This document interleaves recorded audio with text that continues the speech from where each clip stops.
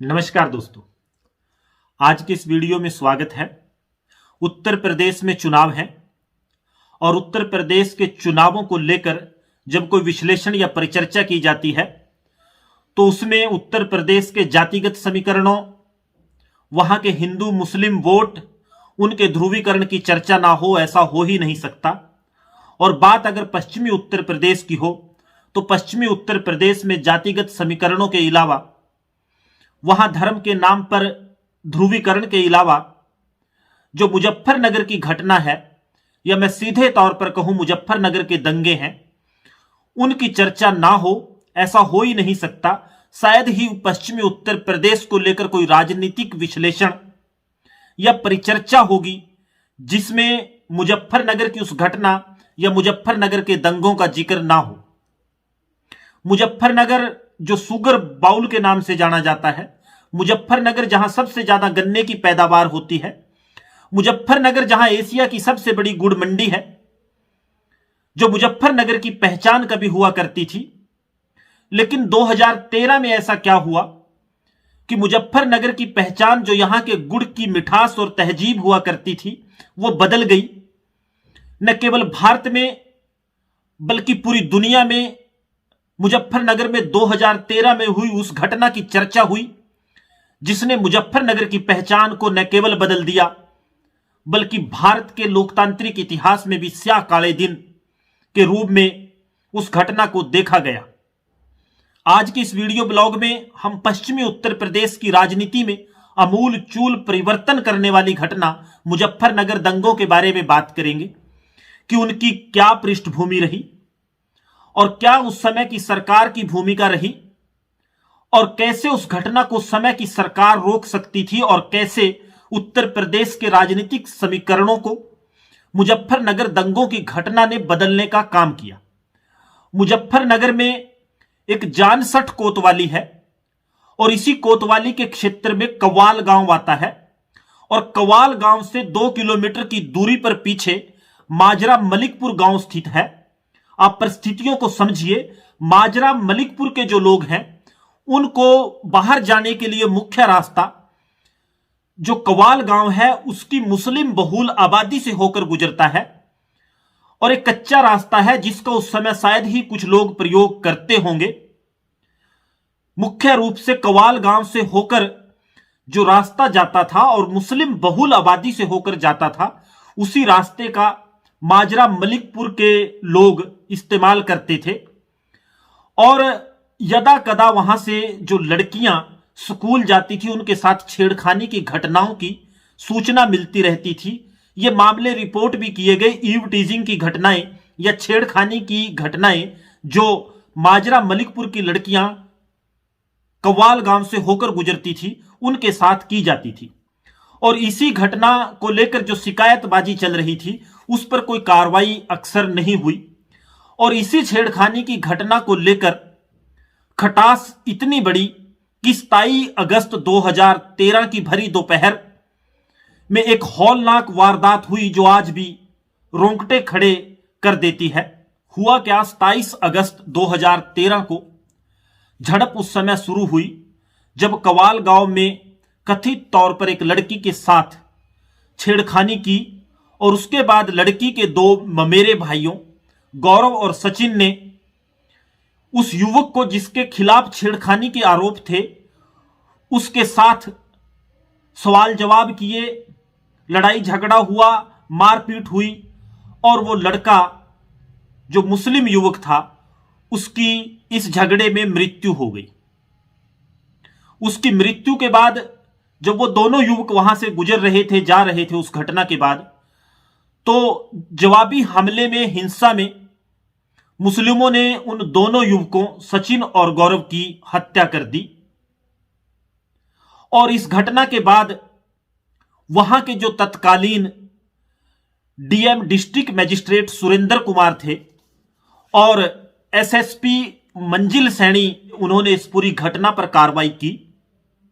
सचिन और गौरव की हत्या के लिए कुछ युवकों को पकड़ा, लेकिन रातों रात कुछ ऊपर से लखनऊ से कहा जाता है कि फोन आए और उस फोन कॉल के बाद उन 9 लड़कों को छोड़ दिया गया। और इस घटना का परिणाम यह हुआ कि 28 अगस्त को, जो उस समय वहां डिस्ट्रिक्ट मजिस्ट्रेट सुरेंद्र कुमार और एसएसपी मंजिल सैनी वहां नियुक्त थे, उनके तबादले कर दिए गए आनन फानन में। और उनके तबादलों और नई नियुक्ति के बीच जो असमंजस की स्थिति पैदा हुई, वो विशेष तौर पर इस पूरी घटना के लिए जिम्मेवार है।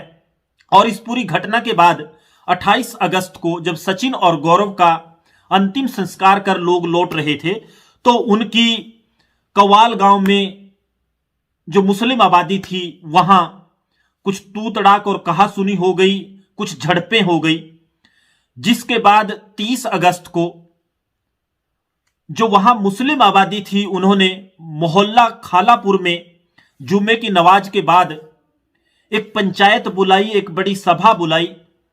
और इस सभा में जो तकरीरें हुई, जो भाषण हुए, जो नारे लगाए गए, वहां से सीधे तौर पर मुजफ्फरनगर दंगों की पटकथा लिखी गई।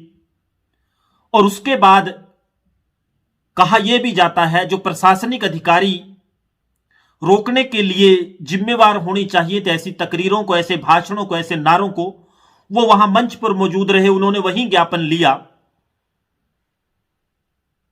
न केवल पहले 2 युवकों की हत्या के लिए दोषी लोगों को अरेस्ट करने के बाद छोड़ा गया, प्रशासन और सरकार के दबाव में छोड़ा गया, बल्कि जब एक पंचायत हुई जिसमें माहौल खराब करने के बारे में नारे लगाए गए, तकरीरें, भाषण दिए गए, उसमें प्रशासन के लोग मौजूद रहे और कार्रवाई कोई नहीं की गई। और 30 अगस्त की इस पंचायत के बाद 31 अगस्त को हिंदूवादी संगठनों ने भी एक पंचायत बुलाई। लेकिन इन दोनों पंचायतों के बाद भी जो उत्तर प्रदेश का प्रशासन था, वहां की उस समय की सरकार थी, वो जागे नहीं, गहरी नींद में सोते रहे, इंतजार करते रहे एक बड़ी घटना का शायद। और इन धर्म और जाति के आधार पर पंचायतों के अलावा जो सबसे महत्वपूर्ण और अहम घटना मुजफ्फरनगर दंगों के लिए जिम्मेवार है, वो जौली नहर कांड है। इस पूरे प्रकरण के बाद, घटनाक्रम के बाद 7 सितंबर को एक महापंचायत बुलाई गई। और जब लोग, किसान उस महापंचायत से लौट रहे थे, तो जौली नहर के पास निहत्थे लौट रहे लोगों के ऊपर घात लगाकर हमला किया गया। कहा जाता है कि 18 ट्रैक्टर, 3 मोटरसाइकिलें फूंक दी गई। और वहां जो प्रत्यक्षदर्शी थे, उनके मुताबिक लोगों की हत्या कर उनके शवों को नहर में फेंक दिया गया। एक फोटोग्राफर और प्रेस पत्रकार की भी जौली नहर कांड के दौरान मृत्यु हो गई और 62 लोगों की कुल इस घटना में मौत हुई, उनकी हत्या की गई। और जौली नहर कांड की खबर जैसे ही उत्तर प्रदेश में फैली, उसके तुरंत बाद मुजफ्फरनगर, शामली, बागपत और सहारनपुर में दंगे शुरू हो गए। और वो घटना जो न केवल उत्तर प्रदेश, मुजफ्फरनगर, भारत और भारत की लोकतांत्रिक व्यवस्था के इतिहास में एक स्याह काला दिन है, वो उत्तर प्रदेश में हुई। इस पूरे घटनाक्रम और इन दंगों में कुछ अहम और महत्वपूर्ण घटनाएं, जिनमें एक मुख्य समाचार चैनल आज तक का स्टिंग ऑपरेशन, जिसमें उत्तर प्रदेश के मंत्री आजम खान के आदेशों पर पुलिस अफसरों ने कई दोषी लोगों को छोड़ दिया, यह सामने आया। लेकिन आजम खान ने इन आरोपों को कभी सही नहीं माना। यह स्टिंग ऑपरेशन में अधिकारियों ने माना और कहा कि आजम खान के इंटरफेरेंस के कारण दोषी लोगों को छोड़ा गया, जिसके कारण लोगों में, आवाम में, भीड़ में गुस्सा बढ़ता चला गया। और इस घटना के तार आगे आजम खान, जो अपनी पार्टी, उसकी पार्टी थी समाजवादी पार्टी, उसमें वो कैबिनेट मंत्री थे। और इस दंगों और इस घटना के बाद उन्होंने नाराजगी जाहिर की और राष्ट्रीय कार्यकारिणी की बैठक जो आगरा में हुई समाजवादी पार्टी की, उसमें वो शामिल नहीं हुए और नाराजगी व्यक्त की कि उस समय के मुख्यमंत्री अखिलेश यादव ने दंगों से निपटने में लाचारगी दिखाई। आजम खान की नाराजगी के अलावा सोमपाल शास्त्री, जो बागपत लोकसभा क्षेत्र से समाजवादी पार्टी के उम्मीदवार थे, उन्होंने पार्टी के चुनाव चिन्ह पर चुनाव लड़ने से मना कर दिया। उन्होंने कहा कि शामली, बागपत और मुजफ्फरनगर में फैली हिंसा दुर्भाग्यपूर्ण है और वो चुनाव नहीं लड़ेंगे। और इन दंगों के फैलते ही शहर में कर्फ्यू लगा दिया गया, शहर को सेना के हवाले कर दिया गया। सेना और पैरामिलिट्री फोर्सेस की कई कंपनियां वहां तैनात की गई और रैपिड एक्शन फोर्स और सेना के जवानों ने शहर में स्थितियों पर नियंत्रण करने के लिए भरसक प्रयास किए और नियंत्रण भी कर लिया। और इस घटनाक्रम के बाद 17 लोगों के ऊपर प्राथमिकी दर्ज हुई, जिनमें भाजपा भारतीय किसान यूनियन के नेता भी शामिल थे। उत्तर प्रदेश सरकार ने एक सेवानिवृत्त जज विष्णु सहाय से एक कमेटी गठित कर इस मामले की जांच करने के लिए कहा। उन्होंने जांच की। उत्तर प्रदेश सरकार को तो क्लीन चिट दी, लेकिन उत्तर प्रदेश के प्रशासनिक अधिकारियों को इन दंगों के लिए, इस घटनाक्रम के लिए जिम्मेवार माना। उत्तर प्रदेश का यह प्रकरण न केवल मुजफ्फरनगर बल्कि भारत और भारत के लोकतांत्रिक इतिहास में यह घटना, मुजफ्फरनगर के दंगे, स्याह काले दिन के रूप में याद किए जाएंगे। लेकिन इन दंगों ने पश्चिमी उत्तर प्रदेश में हिंदू और मुस्लिमों के बीच में एक गहरी खाई बनाने का काम किया। विशेषकर जाट और मुस्लिमों के बीच में एक गहरी खाई पैदा हो गई, जिसका सीधे तौर पर राजनीतिक रूप से अगले चुनावों में असर देखने को नजर आया। और राजनीतिक समीकरण पश्चिमी उत्तर प्रदेश के बदल गए। मौजूदा समय में भी जो पश्चिमी उत्तर प्रदेश में घटनाक्रम देखने को नजर आ रहा है, जो गहरी खाई जाट और मुस्लिम समुदाय के बीच में उत्तर प्रदेश के मुजफ्फरनगर के इन दंगों ने बनाने का काम किया, उसको किसान आंदोलन के बाद मुजफ्फरनगर में जो महापंचायत हुई उसके माध्यम से पाटने का प्रयास किया गया, कम करने का प्रयास किया गया। लेकिन मौजूदा समय में उत्तर प्रदेश चुनाव में जो सीधे तौर पर सुरक्षा व्यवस्था, चुस्त दुरुस्त प्रशासन के वायदे के ऊपर चुनाव लड़ा जा रहा है, वो निश्चित तौर पर पश्चिमी उत्तर प्रदेश में प्रभाव डालेगा चुनाव परिणामों पर।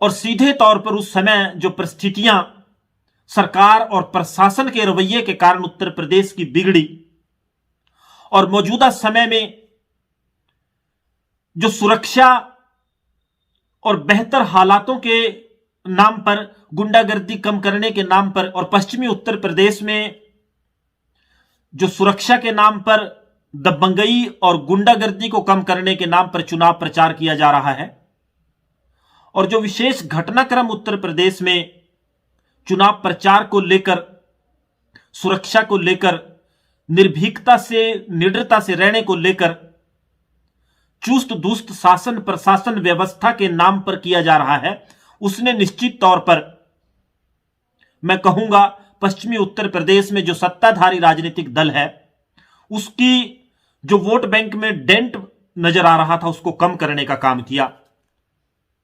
कितनी किसान आंदोलन के बाद हिंदू मुस्लिम के बीच जो खाई थी, जाट और मुस्लिम के बीच जो खाई थी, मुस्लिम और जाट को एक मंच पर लेकर आने के प्रयास उत्तर प्रदेश में न केवल चुनाव के दौरान किए जा रहे हैं, बल्कि किसान आंदोलन के बाद मुजफ्फरनगर पंचायत में किए, वो सार्थक और कामयाब सिद्ध होते हैं। ये चुनाव परिणामों के बाद पता चलेगा। लेकिन पश्चिमी उत्तर प्रदेश में निश्चित तौर पर इससे इनकार नहीं किया जा सकता कि मुजफ्फरनगर के दंगों, सुरक्षा, चुस्त दुरुस्त शासन और प्रशासन व्यवस्था एक मुद्दा है, और जितना इस मुद्दे को उठाया जाएगा, मुजफ्फरनगर की उस घटना, उन दंगों की याद को ताजा कराया जाएगा, जख्मों को कुरेदा जाएगा, उतना मौजूदा समय में जो राजनीतिक सत्तासीन पार्टी है उसको फायदा होगा। और गठबंधन जो पुराने समीकरणों के आधार पर चुनाव लड़ पश्चिमी उत्तर प्रदेश में अपनी चुनावी नैया को पार लगाना चाहता है, उसको नुकसान होगा। कितना ये विश्लेषण और कितने ये जातीय समीकरण और कितना सुरक्षा का मुद्दा या कितना किसान आंदोलन और किसानों की पंचायतें और हिंदू मुस्लिम एकता के प्रयास सार्थक साबित होते हैं, वो चुनाव परिणाम के बाद ही पता चलेगा। लेकिन मौजूदा हालात में पश्चिमी उत्तर प्रदेश में राजनीति और चुनाव परिणामों को यह मुद्दा प्रभावित करता है, इससे इनकार नहीं किया जा सकता। आज के इस वीडियो ब्लॉग में इतना ही। धन्यवाद। जय हिंद, जय भारत।